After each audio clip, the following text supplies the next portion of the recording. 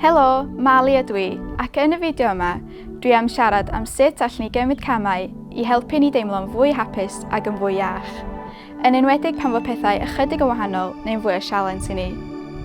Mae edrych ar ôl ein iechyd meddwl a'n iechyd corfforol yn ofnadwy o bwysig. I ofalu amdanoch chi'ch hunan, yn gyntaf, mae'n rhaid gwneud yr amser i wneud hynny. Tydi o ddim o hyd yn hawdd, ond mae o werth o, a mewn amser daw yn arfer dyddiol yn eich bywyd.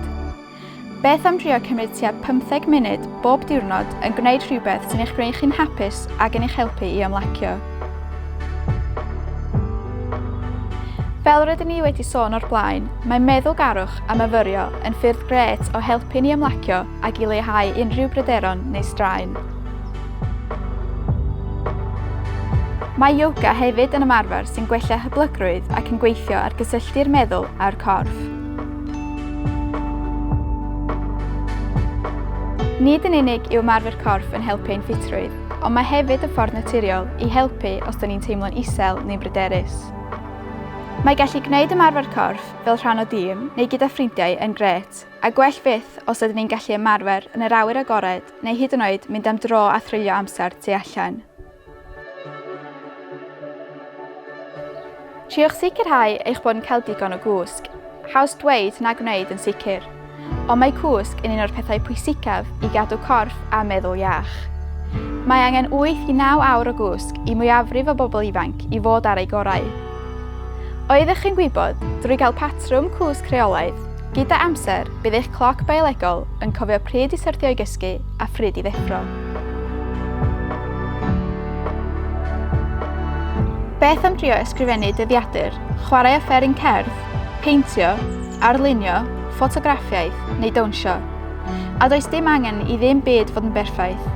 Mae bod yn greadigol yn ffordd dda i wneud ni gyd deimlo'n hapusach ac yn fwy positif.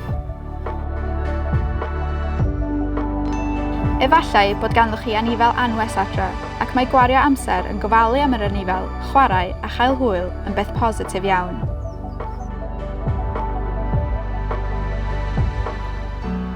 Mae cwrdd â ffrindiau yn beth dda.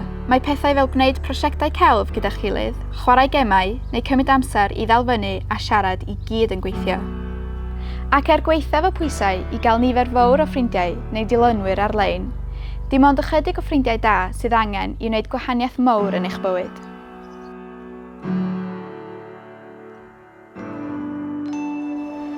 Meddyliwch am yr amseroedd wnaethoch chi fwynhau gweld yr haul yn codi neu'r machlud, mynd am dro i weld yr olygfa, reidio beic yn y parc, neu chwarae yn yr eira. Dych chi'n cofio sut roedd e'n teimlo? Mae bod tu allan yn gwneud i ni deimlo'n dda. Mae gwerth cadw ein ffôn symudol o'r golwg a jyst canolbwyntio ar fwynhau'r awyr agored. Mae bod heb ein ffôn symudol yn gallu teimlo fel sialens, ond wrth stopio a meddwl, sylwch nad ydyn ni wir angen ein ffôn o hyd. Ar ôl i chi roi gynnig arni, efallai bydd hi'n braf i chi gael seibiant. Gall rhoi anreg i rywun arall fod llawer fwy gwerthchweil na derbyn rhodd ein hunan, ac yn helpu ni ddeall yr effaith positif gallwn cael ar fywyd pobl o'n cwmpas. A chofiwch, mae adnabod ffyrdd o helpu ni ymdopi yn ddefnyddiol bob amser. Mae gwybod sut i edrych ar ôl ni'n hunan yn holl bwysig i stopio straen cyn iddo daro. Felly mae'n dda i ni ddefnyddio'r technegau hyn o ddydd i ddydd, nid yn unig ar adegau anodd.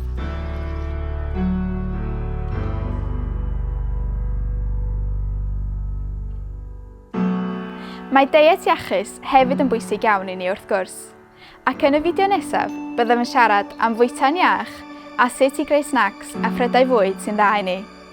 Welai chi bryd hynny.